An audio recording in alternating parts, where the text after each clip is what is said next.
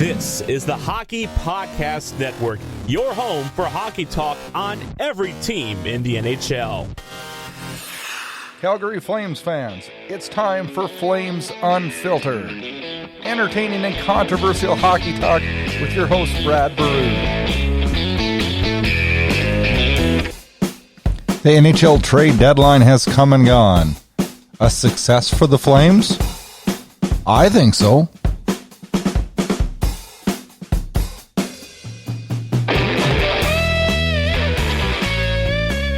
Good evening. Welcome to another episode of Flames Unfiltered.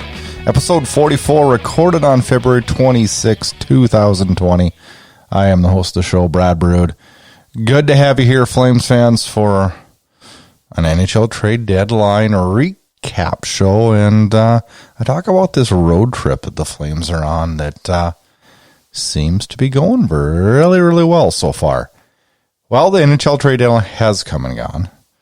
And for Flames fans, yeah, somewhat uneventful, but not a total loss in my mind, I didn't think. It was really a goofy trade deadline for me. I'm usually strapped in front of my TV set, multiple TVs, computers on full alert, watching every single thing I can go down. I was kind of doing that in the morning a little bit, but had a flight to Minneapolis I had to board. So the final hour of the deadline, I spent in the air listening to podcasts, but none of which were live. And so I had no idea what the hell was going on in that final hour, and it drove me insane. We landed, and as we taxied in, I quick turned the phone on. And you know what? To be honest with you, I was really happy what I saw. I liked the moves the Flames made. I thought they were simple, and I thought they were smart. Pretty happy. It was a nice trip to Minneapolis. I'm home today, ready to record this episode, watch some Flames hockey tomorrow night as they head into Nashville. Monday night in Minneapolis, I went to the Kiss concert. That was a lot of fun. Tuesday night, we went to Minnesota Wild versus Columbus Blue Jackets. Had meetings all day Tuesday. And then enjoyed what was a hockey game that did not have a ton of emotion initially. And the hype was zero. And it was one of the few times I've seen the XL Energy Center not sold out. So there was quite a few seats left. Thus probably the success of the Wild have had this year. But you know what? It ended up being a pretty damn exciting game. Minnesota wins it 5-4, but a good game. On the show today, let's recap that masterpiece Tuesday night in Boston, and then we'll recap the NHL trade deadline from the Calgary Flames perspective, and then we'll talk about what it's going to take for the Flames to make the Stanley Cup playoffs. What will it take to get to the playoffs? We think it boils down to three key factors, and we'll talk about those on the show today. Then we'll roll through some Flames news, talk about the NHL, and talk about the trade deadline and how it affects the Pacific Division. Then we'll wrap with a Facebook poll and preview the three critical matchups that we have later this week on this 5-game road trip. That's a critical road trip. But one, you know what? That is honestly starting out as good as it possibly can. The Hockey Podcast Network, which Flames Unfiltered is proud to be part of, has a great podcast called Tales with TR, a hockey podcast. Hosted by former National Hockey League player Terry Ryan. Yep, you heard him on Spit and Chicklets, and he has you laughing on every episode. Check out Tales with TR, a hockey podcast on the Hockey Podcast Network. Every team, everywhere. The Hockey Podcast Network.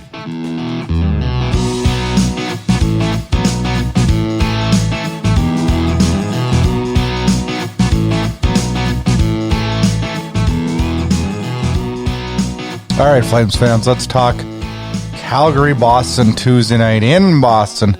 A game that I'm not going to lie, I was a little worried. Boston's a hell of a hockey team. They are. You know what? I'm going to sum it up with one sentence. This was the most complete game I've seen the Flames play since Game 1 versus Edmonton of the year in December. I thought Calgary was really good against Boston. I do. Really, really good.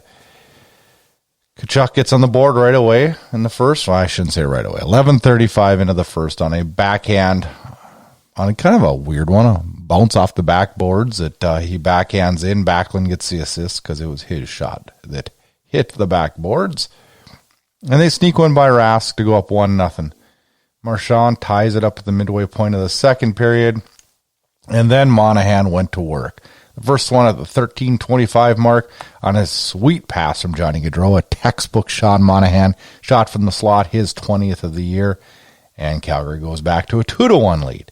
Just over a minute later on the power play, Monahan with a beautiful, beautiful high slot tip on a shot from Matthew Tkachuk.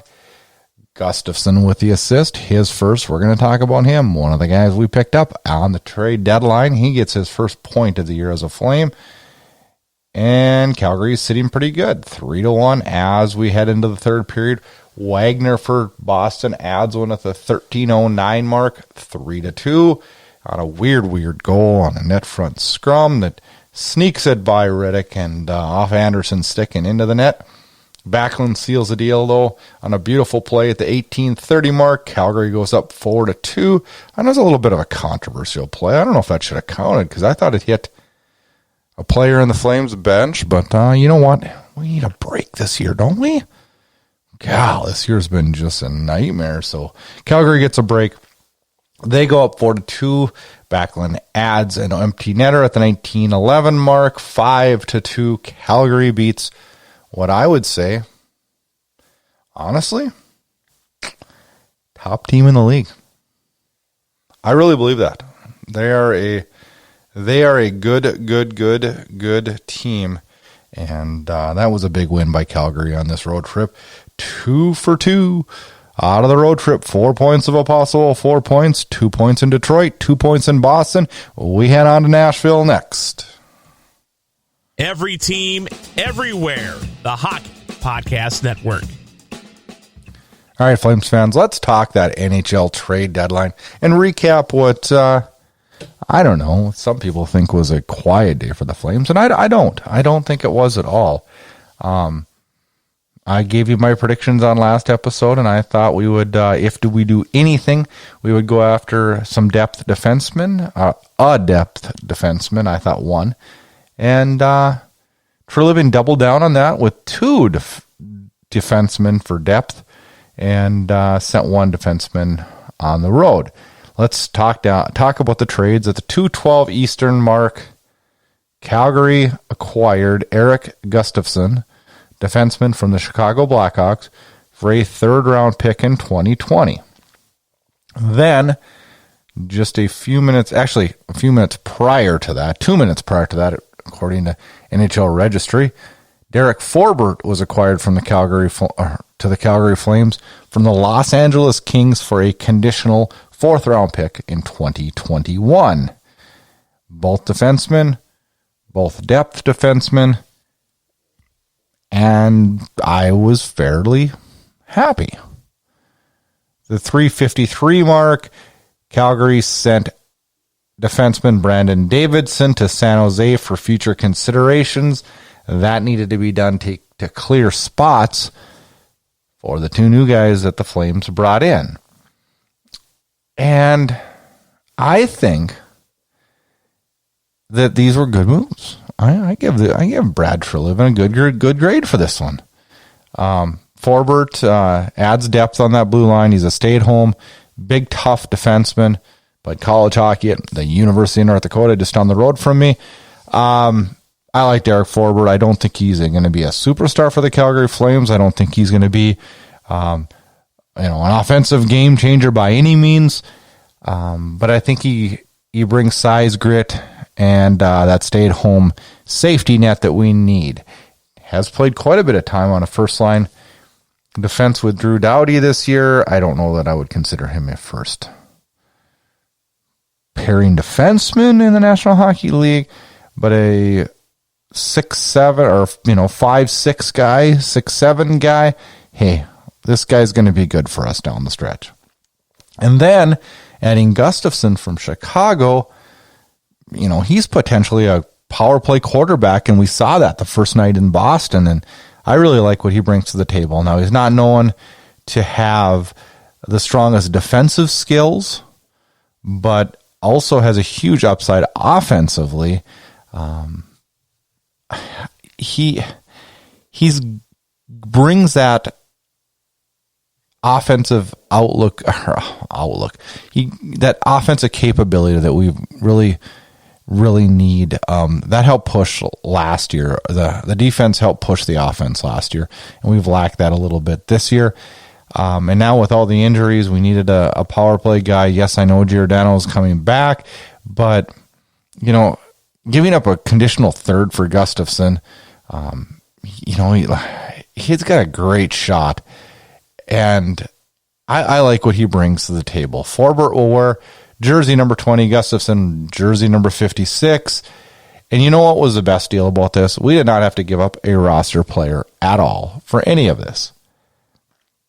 Yes, I know some Flames fans are freaking saying, well, why did we trade for a leak and that salary when, we really didn't go out and get that right winger that we were in desperate need of? Well, we did use some of the salary for Forbort and Gustafson. And second of all, you can't go out and make a deal just because it sounds good. You got to go out and make a deal because it's the right deal. I think Brad Treliving was trying a bunch of different options, but Brad Treliving has also showed us in the past that he's smart and doesn't just make moves to make moves. So overall, real good day, I thought. I think it's going to pay off down the stretch here for you. And quite honestly, adding a forward up front really isn't what this team needs. This team just needs its forwards that we have up front to produce like they can and have in the past. That's what the key is. Now, my favorite moment of NHL trade deadline day was when Derek Wells tweeted that Gaudreau left ice during practice. I'm not going to lie. My brain started racing, but the Twitter world went absolutely bonkers. Well, it turns out Gaudreau had to pee. Doesn't that just sum up the season? It was a funny moment. I got a kick out of it. I think a lot of Flames fans got a kick out of it. Yeah, I know I've been a proponent of Gaudreau moving down the road, but I'm giving Gaudreau one last shot this playoffs and this playoff run. And if he doesn't get it done, then I'm all about moving him down the road. But I'm giving him one last shot. Inside Edge Hockey News. Bringing you inside the game. All right, Flames fans. How can the Flames make the playoffs? Can the Flames make the playoffs? Well, the answer to those questions are yes, the Flames can make the playoffs. And I have a pretty decent feeling they will make the playoffs. I hope it's in a divisional spot, not a wild card spot, but I probably shouldn't get my wishes up too high. So I thought, as I sat on the airplane today and thought about the Flames, I thought, let's simplify this. Let's just get this down to really what is it going to take to make the playoffs. And honestly, I think it comes down to three key factors. The most important factor for the Flames making the playoffs this year is just that Gaudreau and Monahan need to start scoring at an average pace, a career average pace for themselves. Now, Monahan, he jumping right back into it with a great performance in Boston, and Gaudreau was pretty darn good too. So maybe they can right the ship. Maybe they can take over. Maybe they can push this team to the level that it can be. Factor number 2, goaltending from Riddick and Talbot needs to be at a .91 save percentage or above. We need key saves. We need timely saves. And you know what? Most importantly, whether it be Riddick or whether it be Talbot, yes, we'd probably prefer Riddick, but quite honestly, it doesn't matter to me. We need one of the two to steal a few games for this team down the stretch. And the third factor that will determine whether the Calgary Flames make the playoffs or don't make the playoffs is simple plays. This team needs to play every game like a road game. It needs to be basic, safe, and smart. So if we get scoring or production, production is probably the best way to put it, get production from Gaudreau Monahan, have Talbot or Riddick stand up and play to the level that they're fully capable of doing, and we play basic, smart, safe hockey, the result, well, it'll be what we've been hoping for all year, and that's a trip to the Stanley Cup playoffs. Hey, let's win some money. Make your hockey knowledge pay off by playing. Playline, 50K, the Hockey Podcast Network Daily Lotto. Win big with Playline. Use promo code THPN and you're set to win big bucks. Oh yeah, it takes some hockey knowledge, but you have that. All right, Flames fans, let's talk some Flames news. And some big news, actually, in Calgary on Monday. Andrew Mangiapane named the number 3 star of the week in the National Hockey League. Mangiapane led all skaters in the NHL last week with 5 goals in 3 games, 6 points in 3 games played for Mangiapane. Is he rising to the level that a lot of fans had him pegged at earlier in the year? I guess so. If last week is any indication what we're going to get down the stretch from Mangiapane, things will look good in Calgary. Monday, the Flames assigned Buddy Robinson, Dylan Dubé, Oliver Shillington, Alexander Yeltsin, all to the AHL Stockton team. This will allow them to be eligible for the AHL playoffs. Dubé, Shillington were immediately recalled by the Flames and will both be on the roster for the foreseeable future. Monahan became the first player in franchise history to post 7 consecutive 20-goal seasons to begin his career. That is a great honor for Monahan, and as we talked about earlier in the show, he is key to the success of this team heading into the playoffs, and his performance in Boston on Tuesday night was one of his best of the year, and hopefully he can continue to build upon that. And for some prospect news, Dustin Wolf has been named WHL Goaltender of the Year for the Everett Silvertips of the Western Hockey League. He has been an absolute dynamic goaltender in the WHL this year. Spent some time in the World Juniors for Team USA. The 7th round draft pick of the Calgary Flames is definitely on the right track to becoming a National Hockey League goaltender. Now let's take a little trip around the National Hockey League and talk trade deadline and how it affects, most importantly, the Pacific Division. Well, the Vancouver Canucks were not active on Monday, but were very active pre-deadline in acquiring Tyler Toffoli from Los Angeles as a rental. Yes, I know a lot of Vancouver fans think they'll be able to sign him. I wouldn't be so sure on that one, but he has been very, very good since coming over to the team with points in every single game since he has joined the Canucks.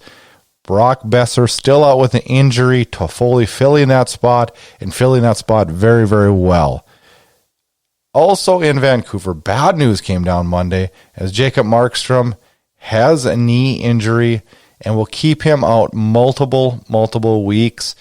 And now, the goalie of the future, well, Vancouver, you're going to get to see it in 24-year-old Thatcher Demko, and his test down the stretch is not going to be an easy one.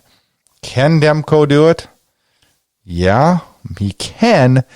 I have my doubts whether he'll be able to.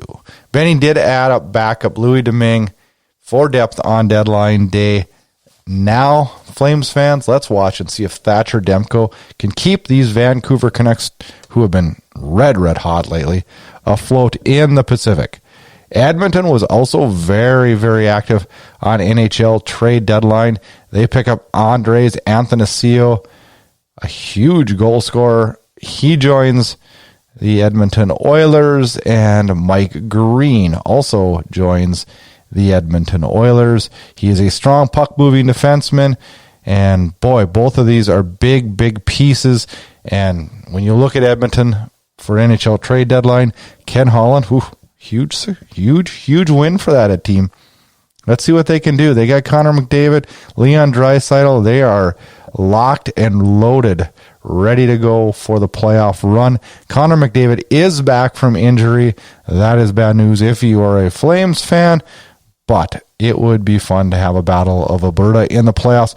Let's just wait and see what happens. And one other move that really affected the Pacific Division, the Vegas Golden Knights pick up Robin Lehner from the Chicago Blackhawks. And what does this really mean? This means that when you look at a Vegas team who currently right now sits in first place in the Pacific Division, well, what did we all say was their weakness? Their backup goaltending. So we all thought, well, if anything ever happens to Fleury, this team is done. Well, not so much anymore, because now you have quite possibly one of the best 1-2 punches in the net in all of the National Hockey League when you add Lehner to a Vegas roster. This is a scary team down the stretch. Now let's talk about those Western Conference playoffs. In the Central, currently, as it sits right now, we are recording here on a Wednesday evening, St. Louis holds the top spot in the Central Division with 84 points. Colorado sits in second with 81. Dallas in third with 80. In the Pacific Division, Vegas holds down the number one spot with 76 points.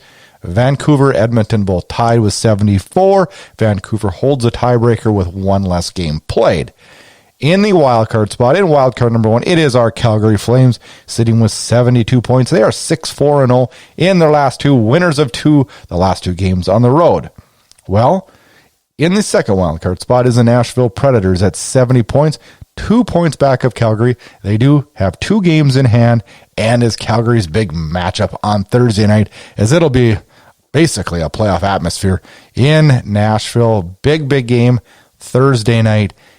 And the two teams just sitting outside of a wild card spot, and really the only two teams that can push to get into the playoffs sit the Winnipeg Jets and the Arizona Coyotes, both at 70 points, which is a tie with Nashville, but lose out as Nashville's played 3 less games than Winnipeg and 4 less games than Arizona. Arizona needs to get things going. This team is in a tailspin after acquiring Taylor Hall earlier in the year, which was probably the biggest trade deadline, if you want to call it such, move. They have slipped backwards in the playoffs instead of moving forward.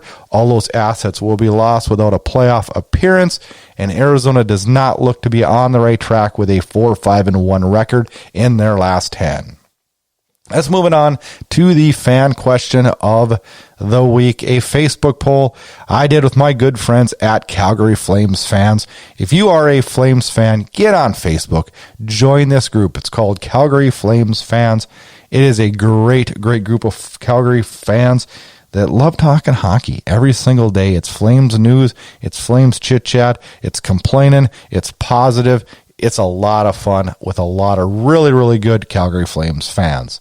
The question I posed on the poll today was, how would you grade Brad Treliving on his moves on Monday's NHL trade deadline? I went with the standard old grade them like you did in school, A, B, C, D, F. And let me give you the responses. A great turnout again, as we had 125 plus responses. And number one spot, which this is a good sign. I was really happy to see this. A lot of positive feedback, actually. In the number one spot, a letter grade of B. 59% of the polled think he did a level B job, which, you know what, that's exactly what I would have picked. I thought he did a really, really good job. 24% said A. Good. 14% said C. 2% said D, and just 1% said F. I don't know what the hell they expected him to do, but I thought Brad Treliving did his job well. He didn't sell this team short. He got what we needed the most, and that's depth defensemen for a stretch run, and results were given on a nice win Tuesday night. It was such a relief and so fun to see them take down the Boston Bruins. Get all your Flames Unfiltered podcasts, team news, team updates, and highlights at flamesunfiltered.com. All right, Flames fans, let's preview a big weekend for the Flames as they continue on this monster road trip that started in Detroit, then went on to Boston on Tuesday night, now heads down on Thursday night to Nashville. Calgary currently sits 33-25-6, good enough for 72 points and fourth in the Pacific Division.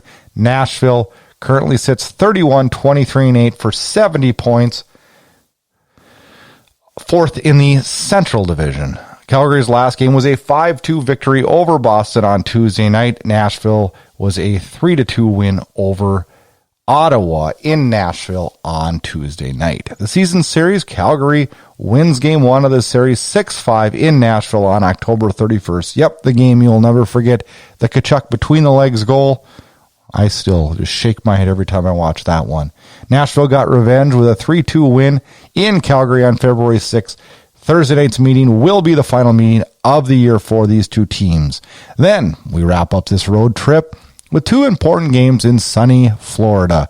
Saturday afternoon, Calgary takes on Tampa Bay, and then roll down the next day for a back-to-back with the Florida Panthers on Sunday afternoon. Then it's back to Calgary with this road trip in the bank, and boy, oh boy, getting 4 points out of a possible 6 that are left on the road trip would be amazing.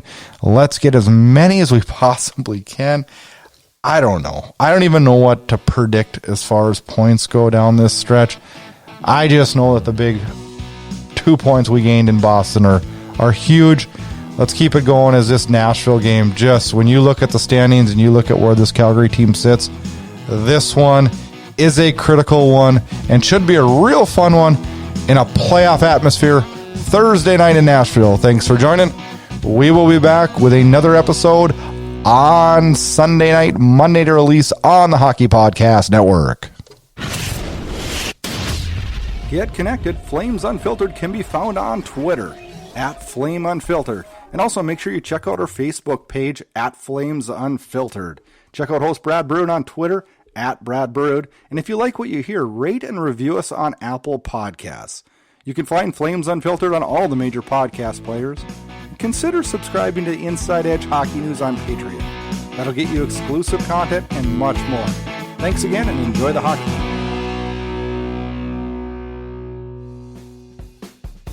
Thanks for tuning in to Flames Unfiltered. Check back for more action-packed Calgary Flames talk.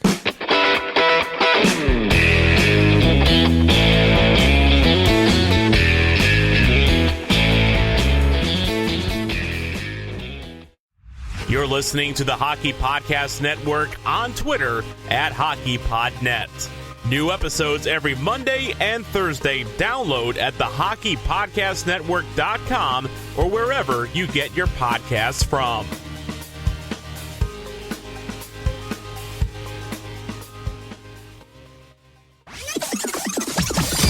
This has been a production of Inside Edge Hockey News Radio, brought to you by the Hockey Podcast Network. This production is copyrighted and distributed by the Inside Edge Hockey Media Group.